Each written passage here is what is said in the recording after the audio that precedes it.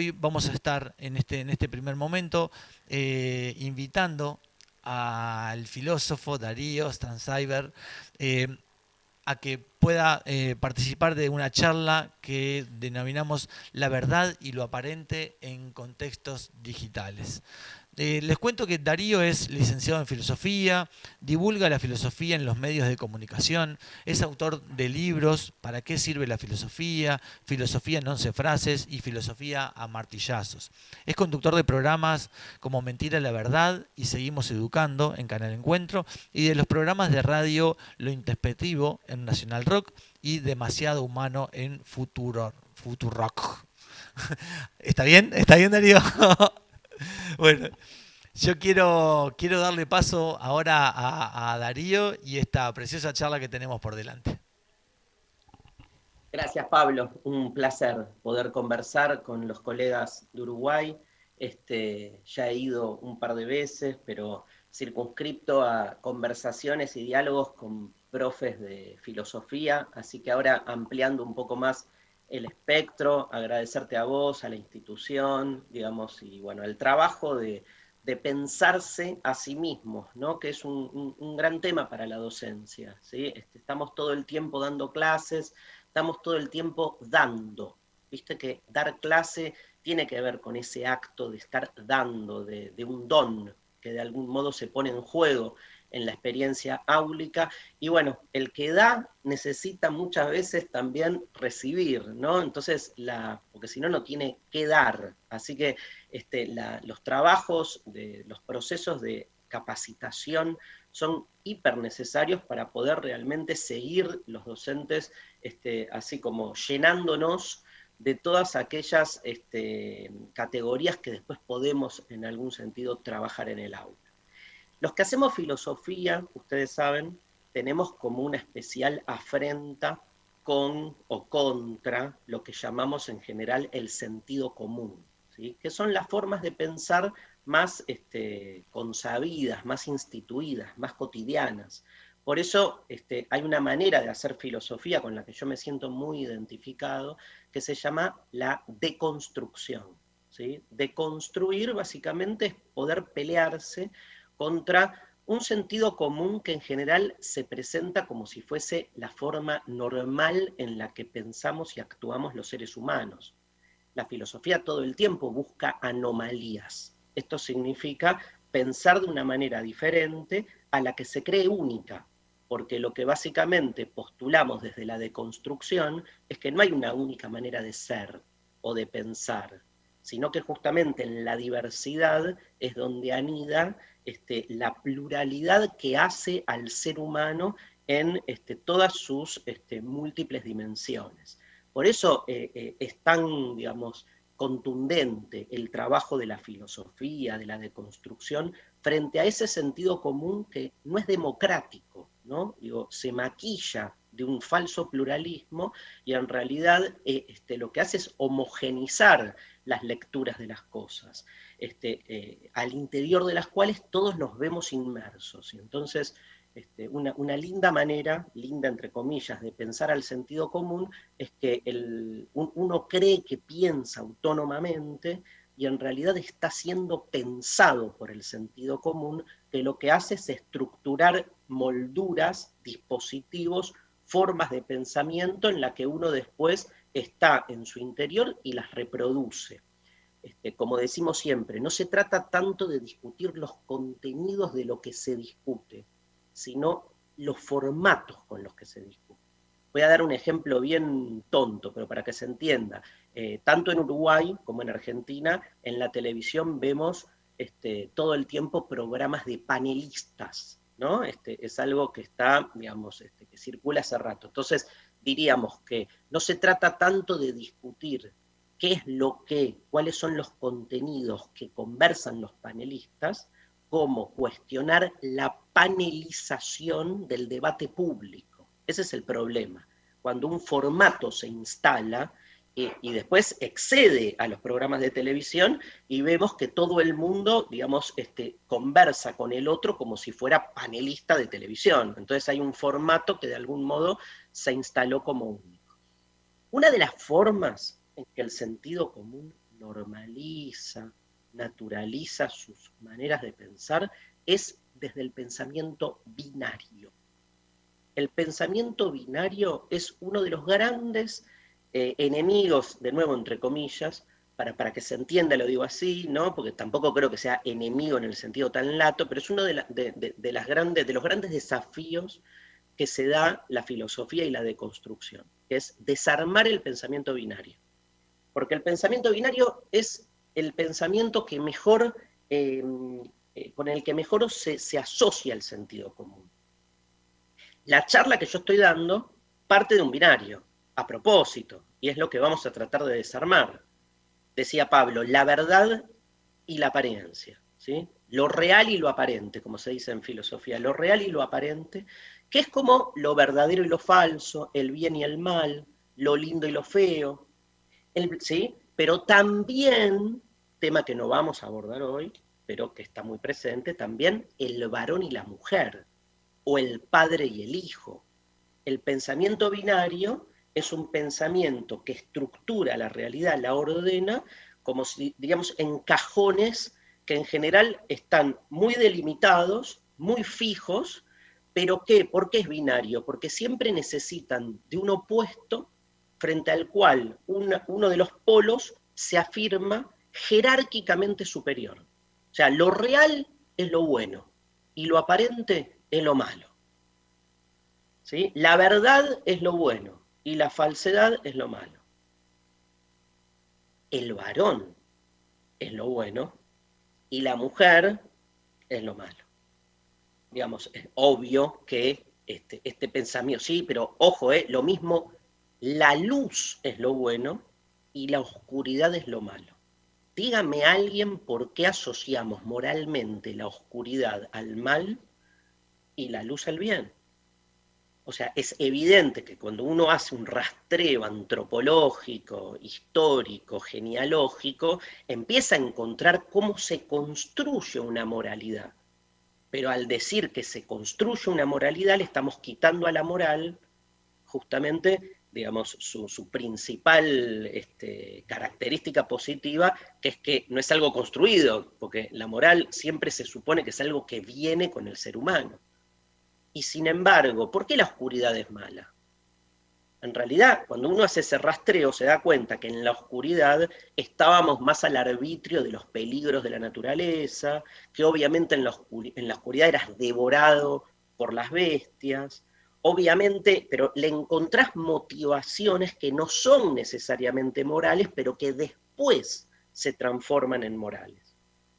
Y tengo una más, la peor. El alma es lo bueno y el cuerpo es lo malo, y así nos están reprimiendo el deseo y la potencialidad de nuestro desarrollo y despliegue corporal hace siglos, y con instituciones que además se dedican a eso, básicamente a invadir el territorio de nuestros cuerpos.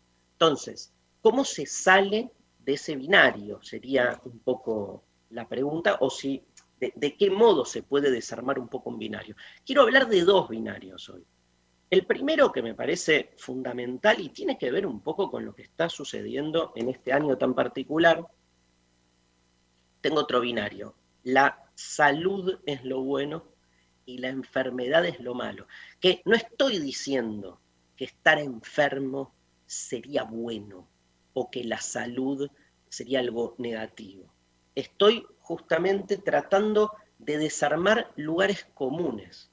La salud es lo bueno, pero la obsesión exacerbada en la pulcritud radicalizada de una salud ejemplar enferma. Mirá vos, mirá cómo se te empieza a desarmar ese binario, ¿no? Del mismo modo que uno puede decir que es muy sano para un ser humano vivir en estado natural y que lo que el cuerpo le traiga es de algún modo lo que ese cuerpo está expresando en términos orgánicos. Eso es sano, y por ahí es sano que de algún modo nos enfermemos. Es más, hay enfermedades que posibilitan, ustedes saben, la gestación de sistemas de defensa o anticuerpos donde de alguna manera hasta dependemos de ese proceso dialéctico para que una salud sea de algún modo positiva. digo, cuando uno hurga un poco, no está tan clara la diferencia. Alguno me dirá, bueno, Darío, pero la verdad es siempre lo bueno y mentir es siempre malo. Ja, ja, ja. Nadie mintió nunca, las mentiras piadosas, ni hablar al revés, ¿no? Imagínense si la verdad fuese lo absolutamente bueno, imagínense al presidente de un país, como dice Hannah Arendt. Hannah Arendt dice, hablando de la verdad y la mentira en términos políticos, dice, imagínense un presidente, como tiene que ser siempre verdadero, enunciando, ¿sí?, informando públicamente los secretos de Estado de su país. ¿Lo querés matar? Bueno, pero él tiene que decir la verdad, ¿viste? O sea, me parece que obvio que siempre vamos a estar a favor de la verdad. Otra cosa es una sacralización e idealización que de algún modo la banaliza, porque la coloca en un lugar irreal, ¿no? Dicho esto, ¿cuáles son los dos binarios? El primero, típico, y tiene que ver, ahora sí, con todo lo que ustedes están trabajando en estas jornadas, que es la diferencia entre lo técnico y lo natural. Esa diferencia, ese binario, primero supone un gran problema, que es pensar que en el mundo hay fenómenos naturales y fenómenos técnicos o tecnológicos, o sea, donde hay una intervención concreta del ser humano en la modificación de la naturaleza. Bueno, la distinción entre naturaleza y tecnología es de las que más se ha intentado en los últimos tiempos disolver, o sea, deconstruir el binario. Porque además tiene asociaciones varias, en general, desde una filosofía de género, por ejemplo, saben que hay un trabajo muy fuerte que liga a lo técnico, al varón, y a la naturaleza a la mujer, entendiendo que la naturaleza es algo pasivo, que se ve intervenida por el ser humano. Entonces, si hay intervención y construcción, ya se lo liga a la posesión de un saber y de un poder, básicamente puesto en el lugar del varón. Digo por tomar una primera asociación, pero me parece que la más importante ahí, digo, como para empezar, es creer que la tecnología, gente, es algo exterior a la naturaleza humana, por ejemplo. Hay una primera distinción de la que partimos todos, que es tecnología y naturaleza como una distinción excluyente, como si hubiese una definición de la naturaleza humana donde nos definimos a nosotros mismos y la técnica siempre está a disposición para ayudarnos o para destruirnos. Entonces, no sé, es la famosa lectura de la continuidad, de que de algún modo, y esto se vio mucho con la pandemia, les decía, que es pensar a la tecnología como reemplazo, como supliendo algo propio de la naturaleza del ser humano, ¿no? Es como, no sé, el ser humano viene con un puño, pero como el puño, digamos, tiene un límite en su capacidad de golpear, inventamos el martillo. ¿Qué es un martillo? Y un puño que no sangra, básicamente, un puño con mayor habilidad. Es como que se potencian las funciones de una naturaleza humana ya preexistente. Una computadora, ¿no, Pablo? ¿Qué es? Es un cerebro que en realidad no está condicionado porque tiene hambre, porque quiere ver el partido de fútbol, porque extraña a sus hijos, funciona 24 horas aparte, ¿no? Pero ¿cómo pensamos a la computadora? Como un cerebro, ¿no? Funcionando de manera más perfecta. Esta visión de la tecnología como algo exterior a una naturaleza humana que la potencia. Después tenés la otra postura, que es la postura opuesta, la postura más existencialista, que dice, ¿qué hace la tecnología? Destruye la naturaleza humana. No solo la condiciona, la destruye y la conforma a su necesidad. Es el famoso ejemplo de los celulares, los teléfonos celulares, que nosotros decimos muy livianamente, gracias al teléfono celular, una función natural, que es la comunicación, funciona cada vez mejor. La postura esta pesimista dice, no, o sea, el celular no viene a darnos la posibilidad de comunicarnos mejor. instituye una forma de comunicación que nosotros no teníamos, porque el celular nos obliga a hablar de más, a estar más conectados de lo que necesitamos estar conectados en términos naturales. Nos enajena y hasta nos obliga a hablar la gramática y el lenguaje propio del mundo de los celulares.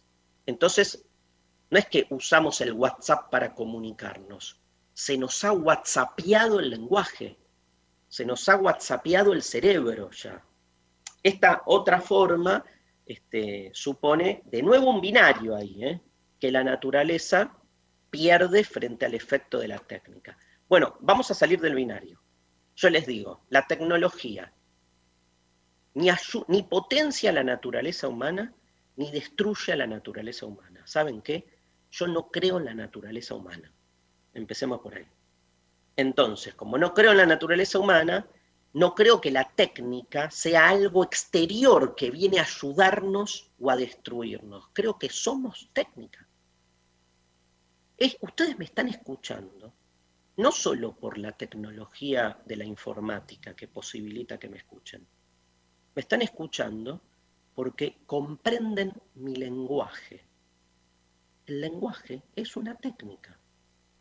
Y no es exterior, no es que el ser humano vino hecho de barro y vino Dios y nos dio el lenguaje para que lo usemos. Bueno, el que cree eso, nada, lo envidio. Digamos, pero claramente, digamos, la técnica no es algo que está por fuera. Entonces, ¿qué hace la técnica? ¿Qué hacemos nosotros con la naturaleza humana que creemos de la que partimos? La transformamos todo el tiempo.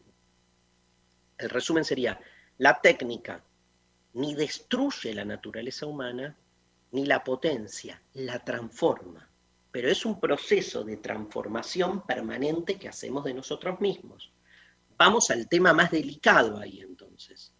Dejemos de pensar el aula virtual, acá la llamamos así, calculo que en Uruguay también, ¿no? Dejemos de pensar el aula virtual como suplencia, como reemplazo del aula presencial.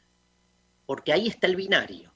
Si la pensamos en términos binarios, decimos, y el aula virtual no logra los mismos efectos que el aula presencial. Y sí, obvio que no logra los mismos efectos. Si estás buscando que logre los mismos efectos, bueno, estás yendo mal a la disquisición de lo que la tecnología puede traer de novedad y de transformación al aula presencial. Que hayamos tenido en Argentina y en parte en Uruguay durante algún tiempo, pero menos que aquí, que hayamos tenido en Argentina la necesidad de dar clase por aula virtual porque se veía imposibilitada la clase presencial, de allí no se sigue que el aula virtual reemplaza al aula presencial. Tenemos que deconstruir la idea de reemplazo y ver qué trae el aula virtual de diferente. Sacar la categoría de reemplazo e incorporar la de diferencia. Cuando hablamos de diferencia, justamente no hablamos de reemplazo. Hablamos de una perspectiva que suma de otra manera. ¿En qué sentido? En que cuando volvamos al aula presencial, el aula virtual va a ser una perspectiva más que posibilita que ese acontecimiento áulico tenga como diferentes vetas. Incluso antes de la cuarentena, de la pandemia, siempre veníamos pensando el uso de las tecnologías en la escuela como si fuese algo exterior que viniese a completar, no completa, genera una diferencia. Generar una diferencia es una manera de ampliar perspectivas. O sea, ganamos muchísimo en el hecho de la docencia si ahora la docencia tiene esta multiplicidad de vías, ¿no? Pero siempre que la saquemos del paradigma del reemplazo. Hay un tema, no me quiero meter porque me meto en un temazo muy polémico, pero quiero 30 segundos decir esto. Dar un ejemplo. Cuando empezó a haber aula virtual en Argentina, el gran miedo que empezó a circular institucionalmente es los estudiantes no van a prestar atención porque no está instituido el sistema de evaluación. Vieron que la escuela tiene un gran agujero negro, que es que está pensada desde y para la evaluación. Que tenemos un gran tema ahí. Por eso no quería abrirlo, porque es muy polémico. Digo, que no digo que no hay que evaluar. Lo que digo es, la evaluación se ha totalizado, se ha vuelto casi la estructura que funda la forma en que pensamos la práctica escolar. Ahora, ¿saben qué? Por primera vez yo fui testigo de clases y clases con estudiantes hiper enganchados, con una presencia permanente, erotizados, ¿no? En el sentido de deseantes de aprender, sin que hubiera intermediando allí el miedo a la evaluación o la presión de la evaluación. Esto solo lo pudimos experimentar con la tecnología. Porque, digamos, fíjense de qué manera entonces esta experiencia nos posibilita incorporar algo que antes nadie hubiese dado dos mangos, ¿no? Por poder apostar a este tipo de relación con el aula. Doy otro ejemplo, que me voy completamente de tema, pero para que se entienda. Doy otro ejemplo, que es, bueno, saben, ¿sí? Esto no es muy escolar, pero no importa, ¿qué pasa en el mundo de los vínculos sexoafectivos? Vieron que ha explotado en estos últimos meses el llamado sexting. Doy un ejemplo porque es paralelo, pero va lo mismo. O sea, pensar que el sexting reemplaza el sexo presencial, y bueno, la verdad es que nadie puede decir que es lo mismo el sexteo que se provoca a través de un celular, una computadora, un mensaje de texto, que estar con alguien cuerpo a cuerpo. Estamos de acuerdo. Lo que tenemos que hacer es disolver el paradigma del reemplazo. O sea, nadie piensa que un sexting es similar a estar con alguien de manera presencial. Veamos qué incorpora el sexting de novedoso para después ampliar nuestra manera de vincularnos sexoafectivamente. Por ejemplo, el sexteo, ¿saben que sexting viene de sexo y texto? El sexteo nos ha reconciliado con el valor erótico de las palabras, por ejemplo. Algo que en el mundo de la imagen habíamos un poco perdido. Por eso digo, en la medida en que uno salga del paradigma binario, se da cuenta que la tecnología no viene a reemplazar nada, viene a ampliar perspectivas que sumen. El binario, dicho esto, ¿no? El binario entre lo real y lo aparente es el que está en el eje de todo lo que decimos. Es pensar que todo lo que surge del mundo de la tecnología, de la informática, supone una realidad distorsionada. O sea, el pensamiento binario nos induce a pensar que lo real es auténtico y que todo lo producido por la tecnología, o en este caso, por la apariencia que se supone surge de la informática, es distorsionado, ¿no? Como que hay una distorsión que se pelea contra las formas verdaderas o reales que existen por fuera de la informática. Es increíble que a esta altura digamos, por ejemplo, que un sueño no es algo real.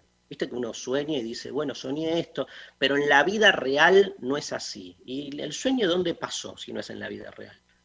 Es más, lamento decirles, es mucho más real lo que soñaste que lo que vivís en tu vida fuera de los sueños, porque en el sueño tu inconsciente aflora y estás en una situación hiperreal, sobrereal, como decían los surrealistas, donde se pone en juego lo que ves de vos mismo y lo que no. lo que dominás de vos mismo y lo que no.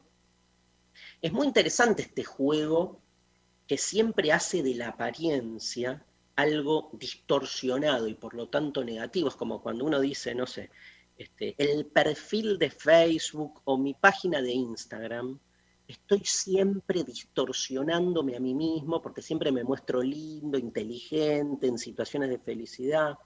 Uno dice, y cuando te encontrás con un amigo, no sé, vas a tomar un café con un amigo y te dice, qué hace Darío? ¿Qué es de tu vida? ¿Vos qué le contás? Que sos un genio, que está todo bien, que la pasás bárbaro. Digo, no le echemos la culpa a Instagram. Uno es un ser que se distorsiona a sí mismo todo el tiempo, porque lo que se genera, si no, es una especie de, ¿no? De nuevo, de binario, donde romantizamos ese supuesto afuera de la tecnología como algo donde aflora nuestra autenticidad. No es la tecnología la responsable de que no seamos auténticos. Porque esa es la famosa teoría del chivo expiatorio. Echémosle la culpa a la informática de todos los males de este mundo, de los problemas sociales, de los problemas escolares. Parece que hay que salirse de ese efecto engañoso, que lo que hace al revés es tapar la raíz de los problemas. El chivo expiatorio siempre tapa la raíz de los problemas. Siempre ha sido de ese modo, el modo en que se lo ha utilizado, la excusa del chivo expiatorio, para no hacerse cargo de los problemas que tenemos, ¿no? Y digo lo último, ¿no? Pablo, así hacemos preguntas, y aprovechamos el tiempo, digamos, digo, dos ejemplos más tontos, ¿no? Pero me parece que está claro un poco la distinción. O sea, decimos que la informática distorsiona, hablamos de la apariencia, de nuevo, como distorsionante. Pero, por ejemplo, ninguno de nosotros diría que un anteojo distorsiona la realidad. Y sin embargo, la redistorsiona. Pero lo tenemos ¿qué? Normalizado. O sea, el otro elemento fuerte es el que se juega en esto que decía al inicio, la construcción de un sentido común. Hay un montón de elementos técnicos que los damos por supuestos, entonces no lo visualizamos en su efecto distorsionador, de tergiversación. Pero la diferencia es que el anteojo para nosotros se volvió parte casi de nuestro cuerpo. ¿Será que en algún momento, y yo creo que vamos hacia ello, la computadora, el celular, dejará de visualizarse como un artefacto así como exteriorizado del humano y lo viviremos como vivimos, no sé, un anteojo, como, digamos, cualquier cosa, digo, que utilizamos, la ropa? Nadie piensa la vestimenta como una técnica exterior que viene a distorsionar nuestra realidad auténtica. Si me vieran en mi realidad auténtica, apagarían las cámaras. Por suerte me pongo esta, ¿no? Me pongo esta negra aparte, digamos, para ocultar todo. Pero los medios, ni hablar, ahí tienen un gran tema, ¿no? O sea, que por lo menos está más expuesto, pero digamos, con los medios, digamos, esto es lo que quiero decir, con los medios o con los anteojos. ¿A qué apunto? En el caso de los medios está bueno, que es salir de la romantización de que la fuera de la tecnología es un estado no alterado, como si hubieran estados no alterados. Digo, si la crítica a la tecnología es que altera, mi respuesta es, vivimos alterados todo el tiempo, no le echemos la culpa a la tecnología y no creamos que hay una zona de no exenta de alteración. Porque fíjense, el influjo de los medios de comunicación en nuestra cultura es tan fuerte que casi que uno no tiene calor o frío, sino que tiene lo que el meteorólogo del noticiero de la mañana dice que hay. Viste que uno dice, uy, no siento frío, pero dijo el periodista del clima que va a ser frío, entonces uno siente frío. Digo, ya sé que no es tan lineal, pero digo, lleven este ejemplo a cuestiones más fuertes, como las políticas, las ideológicas, y el influjo me parece que es muy importante. Bueno, abramos preguntas. Técnicas había muteado la transmisión por Zoom. Darío, te decía, bueno, que muchísimas gracias. Nos han llegado muchos comentarios, por supuesto, de algunas cuestiones que despertó tu charla, ¿no? O sea, creo que quedó muy potente la idea de romper lo binario.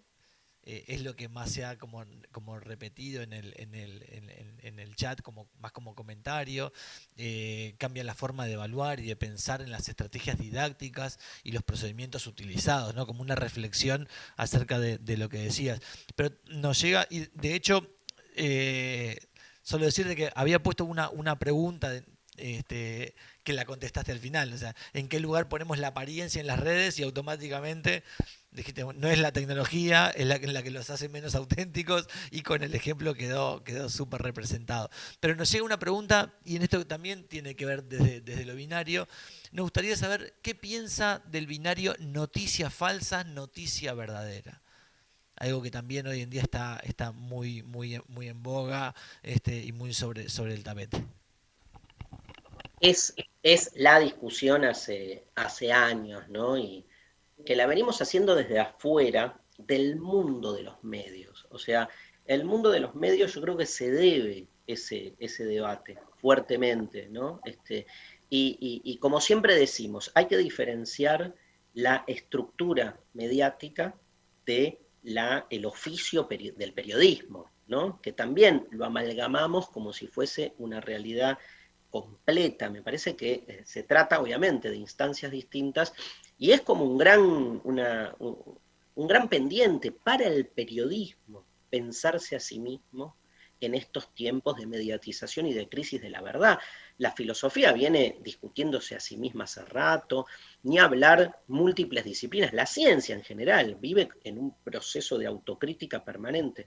Yo creo que al periodismo le está faltando todavía, ¿no? Un trabajo más de autoconcientización de cómo muchas de sus premisas no tienen hoy la misma vigencia que antes, digamos. Le preguntas a cualquier periodista cuál es su tarea fundamental, te dice ir siempre por la verdad, pero ese tipo de categoría de verdad que maneja el periodismo tradicional, por lo menos desde Nietzsche, o sea, hace 150 años que está en crisis, digamos, pensar esa idea de la verdad. Yo diferenciaría lo siguiente. Yo creo que obviamente no podemos salirnos de nuestra subjetividad y creo que lamentablemente hasta hoy ese otro binario que es lo subjetivo y lo objetivo, hasta hoy se ha siempre instalado obviamente con la idea de que lo objetivo es lo bueno y lo subjetivo es lo malo. Como que la subjetividad distorsiona los hechos. La pregunta es si hay un acceso absoluto a los hechos o si los hechos, como dice Nietzsche, siempre de algún modo son productos mucho, pero como mínimo versiones, ¿sí? O interpretaciones que tienden hacia cierta idea de la verdad, pero que nunca la alcanzan. De algún modo siempre hay un juego puesto ahí una subjetividad. Entonces, lo que me parece interesante es invertir el procedimiento, o sea, entender que cada vez que alguien se aferra a una verdad como si fuese un absoluto y en los medios nos dicen, esta es la verdad, esta es la real realidad, yo soy independiente, neutral y hablo de las cosas tal como son y no pongo en juego mi subjetividad, ahí apagá la televisión o salí corriendo, porque, digamos, está claro que en nombre de la verdad, pero como mínimo, se han cometido los más grandes exterminios de la historia, no en nombre de la falsedad. Repasemos esto, simplemente para salir un poco de los lugares, digamos, normalizados. Los grandes exterminios de la historia se hicieron en nombre de la verdad, en nombre del bien y en nombre de Dios.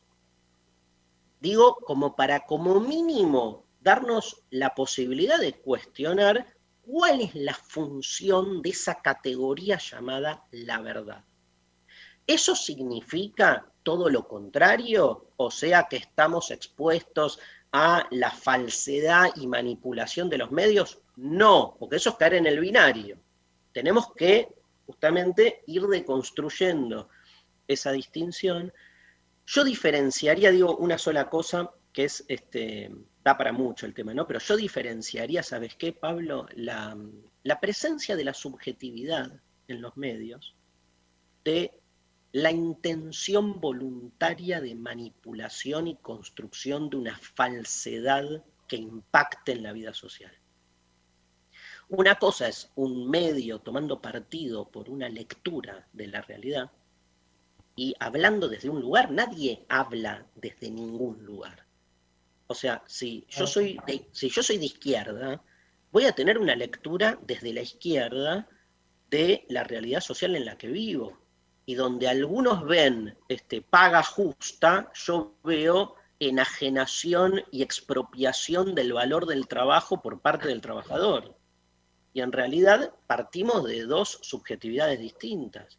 Ahora, una cosa es tener una lectura subjetiva, que eso es ser independiente para mí. Ser independiente no es no tener postura. Ser independiente es que tu postura sea tu postura y que no esté al servicio de otros intereses. Y otra cosa es la manipulación artera, ¿no? Directamente construir una fake news, una mentira, digamos, como para que esa mentira tenga un impacto decisivo en realidad, no sé, en una elección, en destruir a un personaje. Yo haría esa distinción, me parece clave. Bien, siguen llegando comentarios muy en el sentido y reafirmando lo que estás diciendo. Quiero cerrar con una última pregunta. Como sabes, muchos de quienes nos están acompañando tienen el rol docente, son docentes, y la pregunta es, bueno, si esta deconstrucción de lo binario, si esta nueva discusión, ¿qué rol les cabe a los sectores que trabajan en educación? ¿No? O sea, si esto es pertinente, bueno, llevarlo al aula, o aquellos que no tienen aula, bueno, ¿cómo como estrategia, bueno, cómo pueden avanzar en esta deconstrucción? Eh, Obvio que, digamos, para mí, digamos, yo no concibo la tarea docente sino una tarea de construcción permanente de un estudiantado que también, ¿no? En el mismo sentido, no viene de ningún lugar, vive una realidad social, vive una realidad política. Hay un verbo, Pablo, con el que yo me peleo mucho en el mundo educativo, que es formar. Los docentes formamos a los estudiantes. Como si el estudiante no tuviera forma, ¿viste? Y entonces venimos nosotros, que somos los escultores, de algún modo, y miren qué interesante proceso de manipulación. Manipular viene de mano, la palabra. Entonces estamos como poniéndole la forma porque formamos alumnos, formamos. Parece que la palabra formación es una palabra que hay que deconstruir, que hay que de algún modo problematizar en la gramática escolar, ¿no? en el diccionario de cuáles son los quehaceres propios del trabajo en el aula, porque supone una relación, o sea, yo no es que estoy en contra de las relaciones jerárquicas, en el sentido del lugar de un docente, el lugar de un estudiante, yo estoy en contra de cómo esa jerarquía muchas veces no se justifica y lo que esconde es una arbitrariedad y el ejercicio de un poder. Digo, básicamente ahí está el problema. Porque el estudiante, obvio que tiene forma. El problema para el docente es el choque, el encuentro con un otro. A mí me gusta pensar al alumno como un otro, con toda la problemática filosófica que implica el encuentro con un otro que siempre nos desborda, nos perturba, nos saca de nuestros lugares comunes. Desde ese lugar es fundamental. Y recuerden que estudiante, la palabra, tiene la misma raíz etimológica que estupefacción. Y les quiero decir algo, qué estupidez. Porque el que estudia mucho, el que se copa, el que se engancha con el estudio, frente al sentido común, frente a esos programas de panelistas, parecemos estúpidos, porque nos erotiza un libro, porque nos preguntamos cosas, porque nos peleamos contra nuestras certezas. Miren, digamos, hasta de qué modo las palabras también anuncian de algún modo sentido.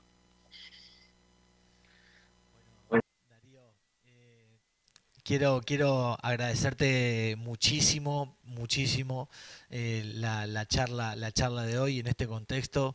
Creo que dejas muchas cosas picando, muchas cosas como para ver de vuelta el video y seguir repensando y por supuesto transformar todo esto en acción, ¿no? En nuevos debates, en nuevas formas de mirar una realidad que cada vez es más compleja, que nos interpela muchísimo y creo que has dejado como muchos elementos que invitan a eso. Así que de mi parte, de todos quienes están siguiendo la transmisión, agradecerte muchísimo la participación en la jornada de hoy y por supuesto, y también hago parte del agradecimiento a Sofía que ha servido de nexo para poder propiciar este gran encuentro que hemos tenido en esta mañana. Gracias, gracias a ti, gracias a todos los docentes, colegas, un gran abrazo y bueno, nos seguimos viendo. Gracias. Muchas gracias, Darío.